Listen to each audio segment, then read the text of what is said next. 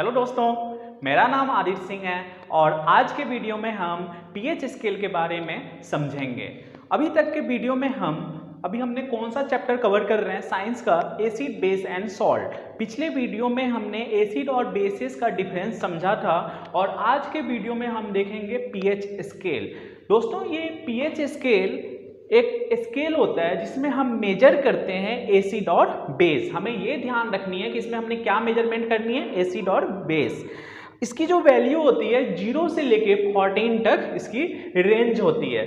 इसको दो पार्ट में डिवाइड किया गया है, 0 से 7 में और 7 to 14 में। जो बीच वाला पॉइंट है ये न्यूट्रल पॉइंट होता है। हमें ये याद रखनी ही है कि जो ये 7 है ये न्यूट्रल होता है, ना तो ये एसिड होता है ना तो बेस होता है। हमें इस स्केल से आप देख रहे होंगे कि 0 से 7 ये हमारा क्या हुआ, एसिड। 7 to 14 ये हमारा क्या हुआ, बेस। जो बीच वाला पार्ट है ये न्यूट्रल हो गया। यहाँ पे एक चीज और आपको दिख रहा होगा कि अपर पार्ट में H+ है और लोअर पार्ट में क्या है, OH-। इसमें जब आप देख रहे होगे कि इधर से वैल्यू H+ की क्या होते जा रही है, इंक्रीज होते जा रही है। जैसे जैसे 14 से हम 7 तक आए कुछ वैल्यू इंक्रीज हुआ, 7 से 0 तक आते आते H+ बढ़ते चला गया और OH क्या हुआ, डिक्रीज हुआ। OH क्या था कि O से 0 से 7 तक OH कम थे और 7 to 14 तक OH हमारा इंक्रीज कर गया। तो बेसिकली एसिड और बेस को आइडेंटिफाई करने के लिए हम ये नंबरों का हेल्प लेते हैं और H+ और OH- कंसंट्रेशन का यूज करते हैं। अब देखोगे कि एसिड नेचर 7 से 0 की तरफ इंक्रीज कर रहा है। जैसे जैसे 7 से 0 की तरफ वैल्यू बढ़ेगी, 7 के बाद 6, 5, 4, 3, 2, 1, 0, तो एसिड कैरेक्टरिस्टिक्स बढ़ेगा। लेकिन जब हम 7 से 14 की तरफ जाएंगे तो यहाँ OH- आयन कंसंट्रेशन बढ़ रहा है। तो OH- कंसंट्रेशन किस चीज पे डिपेंड करता है, तो बेसिक कैरेक्टर पे डिपेंड करता है। हमें ये ध्यान रखनी है। तो आज के वीडियो में हम पूरा पीएच स्केल की कहानी को समझेंगे कि पीएच स्केल होता क्या है। तो हमें इतना अभी तक पता चल गया कि पीएच स्केल एक स्केल है मेजर करने के लिए। किसको मेजर करने के लिए, एसिड और बेस को। यदि हमारी वैल्यू 7 से लेस देन है तो उसको हम एसिड बोलेंगे। यदि हमारी वैल्यू 7 से 14 के बीच में है तो उसको हम बेसिक बोलेंगे, पहली बात। दूसरी बात, ये किस चीज पे डिपेंड करता है, H+ आयन कंसंट्रेशन पे।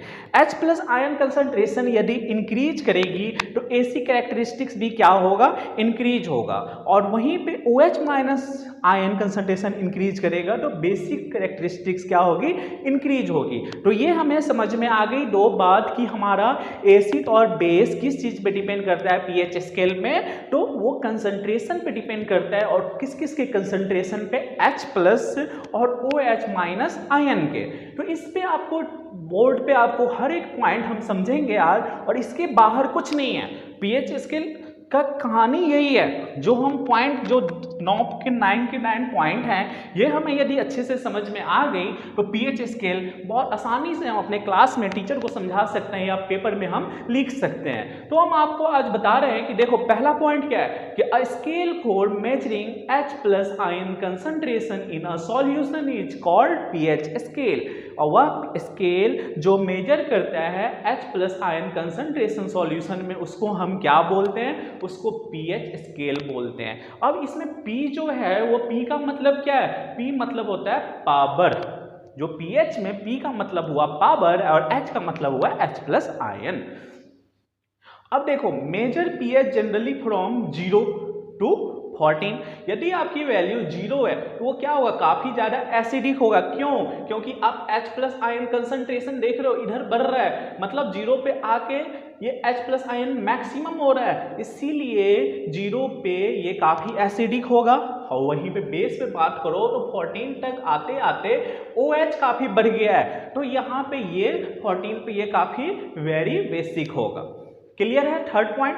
अब हम फोर्थ पॉइंट पे चलते हैं। फोर्थ पॉइंट हमारा क्या है कि यदि हायर H+ आयन कंसंट्रेशन होगा तो लोअर पीएच वैल्यू होगी।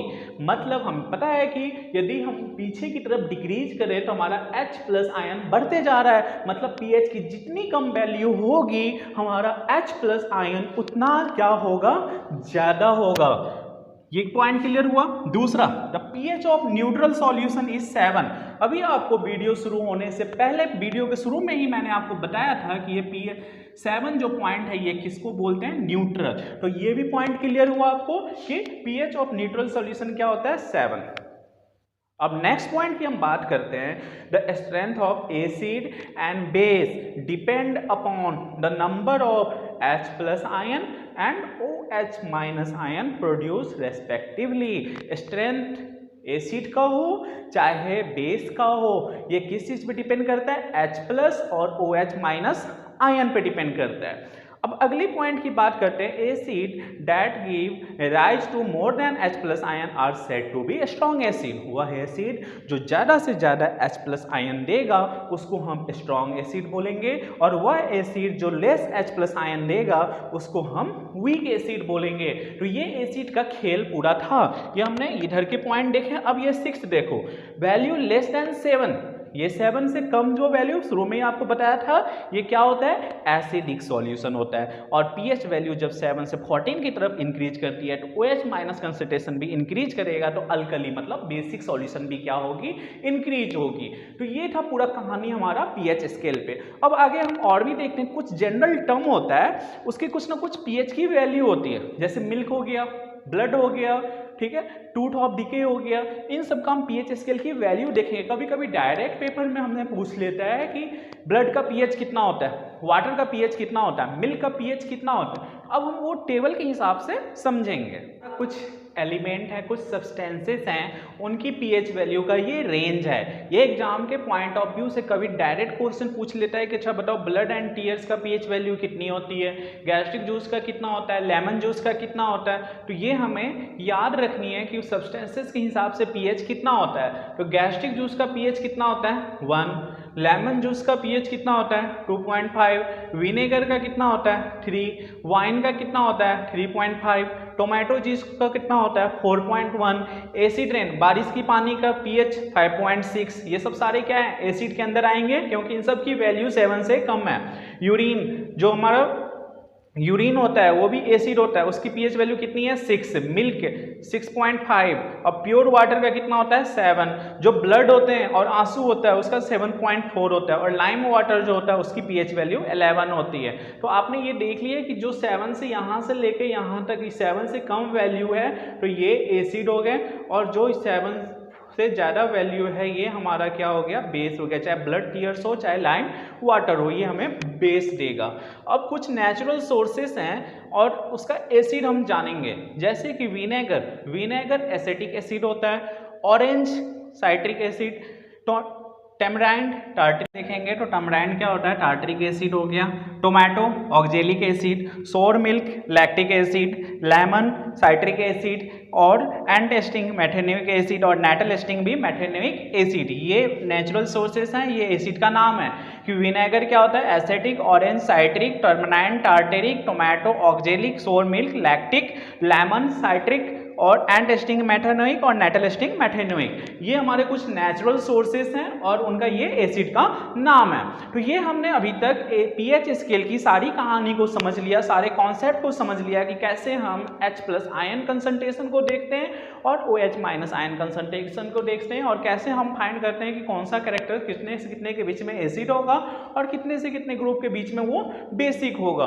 तो ये हम आसानी से इसको फाइंड आउट कर लेंगे। अब हम यही कॉन्सेप्ट क्वेश्चन के हिसाब से सॉल्व करने की कोशिश करेंगे कि ये कैसे डिपेंड करता है। कॉन्सेप्ट पढ़ा था अभी पीएच स्केल के बारे में, जितनी भी कहानी हमने अभी तक समझा है कि पीएच स्केल क्या होता है और किस किस चीज़ों पे डिपेंड करता है, उन्हीं कॉन्सेप्ट का यूज करके हम ये तीनों क्वेश्चन को देखेंगे।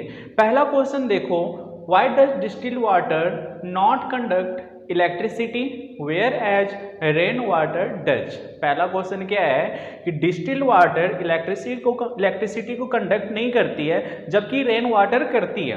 तो इसका रीजन क्या होगा दोस्तों, कि जो डिस्टिल्ड वाटर है, distilled water pure form of water है, इसकी पीएच वैल्यू क्या होगी, 7, और इसमें कोई भी आयन प्रेजेंट नहीं है, ना H+ है और ना ही OH माइनस आयन है। तो जो प्योर फॉर्म ऑफ वाटर होता है जिसमें कोई आयन प्रेजेंट नहीं होता है तो वो इलेक्ट्रिसिटी कंडक्ट नहीं करेगी, जबकि रेन वाटर जो है, रेन वाटर इसलिए इलेक्ट्रिसिटी को कंडक्ट करती है क्योंकि इसमें आयन प्रेजेंट होता है, और वो कौन सा आयन होता है, H+ आयन होता है, और एसिडिक बिहेवियर शो करता है। इसीलिए रेन वाटर इलेक्ट्रिसिटी को कंडक्ट करेगी क्योंकि उसमें आयन प्रेजेंट है, और डिस्टिल वाटर नहीं करेगी क्योंकि डिस्टिल वाटर एक प्योर फॉर्म ऑफ वाटर होता है और प्योर फॉर्म ऑफ वाटर में आयन प्रेजेंट नहीं होते हैं। तो ये हमारा अभी देखा कि जो हमने कॉन्सेप्ट पढ़ा उसी कॉन्सेप्ट पे बेस्ड है हमारा पहला क्वेश्चन। दूसरा कॉन्सेप्ट देखो, question why do acid not show acidic behaviour in the absence of water. देखो दोस्तों, अभी हमने देखा कि एसिडिक बिहेवियर कब शो होगा, जब उसमें H+ आयन होगा, और जब इसमें वाटर ही नहीं होगा तो वाटर तो हमें बेसिकली क्या दिखाता है, जैसे ये वाटर है H2O, तो वाटर हमें क्या दिखाता है, H+ आयन। जब H+ आयन ही नहीं होगा तो एसिडिक बिहेवियर कैसे शो करेगा, ये आपको पता है अभी कॉन्सेप्ट कि एसिडिक बिहेवियर तो शो ही नहीं होगा, इसीलिए कि acid not show acidic behaviour in the absence of water. अब इसका आंसर आप देखोगे बड़ा आसान है, क्वेश्चन को समझो कि ये अलग अलग कंपोनेंट हैं ABCDE और इनकी pH वैल्यू दे दी है। हमें पूछ रहा है कि इसमें न्यूट्रल कौन सा होगा, तो अभी आपको पता है कि pH वैल्यू की 7 जो वैल्यू होती है वो क्या होती है, न्यूट्रल होती है। तो इसमें pH की वैल्यू न्यूट्रल किसका होगा, तो ये A का है, ये B का है, ये C का है, ये D का है, ये E का है। तो D की वैल्यू यहाँ पे क्या है, 7 है, तो ये हमारा न्यूट्रल हो जाएगा। स्ट्रांगली अल्केलाइन मतलब स्ट्रांगली बेसिक। स्ट्रांगली अल्केलाइन का मतलब क्या होता है, स्ट्रांगली बेसिक। तो स्ट्रांगली बेस कौन सा होगा, जो 0 से 7 से 14 के बीच में लाई करेगा। तो 0 से 14 के बीच में लाई कौन सा कर रहा है, तो 11। तो ये हमारा क्या होगा, स्ट्रांगली अल्केलाइन। 11 किसकी वैल्यू है, C की। स्ट्रांगली एसिडिक, अभी हमने देखा कि जितनी हमारी pH की वैल्यू कम होगी वो उतना ज़्यादा एसिडिक होगा। तो इसमें सबसे कम pH वैल्यू किसकी है, B की है, तो ये स्ट्रांगली एसिडिक हो जाएगा। वीकली एसिडिक, वीकली एसिडिक कौन से, हमें पता है कि एसिड कहाँ से कहाँ तक में लाई करेगा, 0 से 7 के बीच में लाई करेगा। तो 0 से 7 के बीच वाली जो वैल्यू होगी लेस देन 7, तो 1 है और 4 है, तो 1 तो स्ट्रांगली एसिडिक होगा, तो 4 हमारा होगा इसका आंसर। करेक्ट आंसर जो हो जाएगा वो इसका आंसर हो जाएगा 4। अब अगला वीकली अल्केलाइन। वीकली अल्केलाइन मतलब वीकली बेसिक। तो बेसिक हमारा कहाँ से कहाँ तक होता है, 7 से 14 के बीच में। तो 7 से 14 के बीच में नंबर कौन कौन सा है, एक 9 है और एक 11 है। तो 11 वाला ज़्यादा वैल्यू है तो वो तो स्ट्रांगली बेसिक होगा। तो वीकली बेसिक कौन सा हो गया, ये E हो गया। अब हमसे पूछा है कि pH ऑर्डर को अरेंज करो H+ आयन कंसंट्रेशन से। तो हम जब अरेंज करेंगे तो सबसे कम pH व H+ आयन किसकी होगी, तो सबसे कम H+ आयन जो होगी वो 11 की होगी, क्योंकि जितना कम वैल्यू pH का होगा उतना ही H+ आयन बढ़ेगा। तो 11 की सबसे कम होगी, फिर उसके बाद 11 के बाद किसका आएगा, 9 का, फिर 7 का, फिर 4 का, फिर 1 का। तो 1 का सबसे ज़्यादा H+ आयन होगा, फिर 4 का होगा, फिर 7 का होगा, फिर 9 का होगा, फिर 11 का होगा। तो दोस्तों इस तरह के क्वेश्चन आते हैं पेपर में। ये था पूरा कहानी हमारा pH स्केल का, और इससे ज़्यादा कुछ नहीं है। यदि आपको कोई डाउट है अभी भी pH स्केल में तो आप कमेंट सेक्शन में कमेंट लिख के डाउट अपने क्लियर कर सकते हैं। तो ये पूरा कहानी था हमारा pH स्केल। हमें उम्मीद है कि आपको समझ में आई होगी। तब तक के लिए थैंक यू, और आगे के वीडियो में हम फिर मिलते हैं।